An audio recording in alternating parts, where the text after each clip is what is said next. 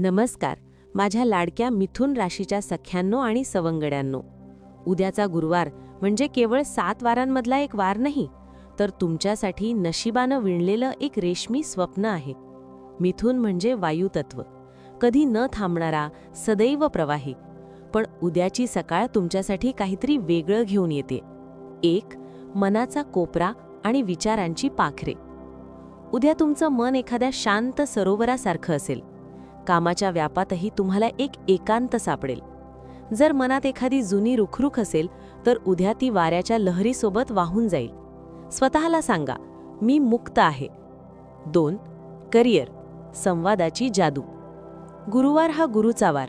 तुमची बुद्धी उद्या नऊवारी साडीसारखी तेजस्वी आणि डौलदार असेल. तुमच्या शब्दांत अशी काही मोहिनी असेल की साध्या बोलण्यानेही तुम्ही कठीण कामं फत्ते कराल. ऑफिसमध्ये किंवा व्यवसायात तुमच्या एका कल्पनेला उद्या सोन्याचं मोल येईल. 3 नात्यांची गुंफण. कोणीतरी खास, कदाचित तुमचा जोडीदार किंवा एखादा जुना मित्र तुमच्याकडे फक्त एक कान मागेल. त्यांचं म्हणणं शांतपणे ऐकून घ्या. तुमचं केवळ तिथे असणं त्यांच्यासाठी जगातील सर्वात मोठी भेट ठरेल.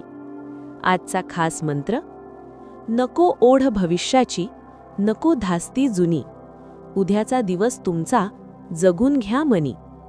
शुभ रंग पिवळा, जो तुमच्या आत्मविश्वासाला उजाळा देईल.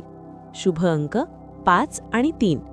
एक छोटीशी टीप: उद्या घरातून बाहेर पडताना थोडा गूळ खोबरं खाऊन निघा. अडकलेली कामं मार्गी लागतील.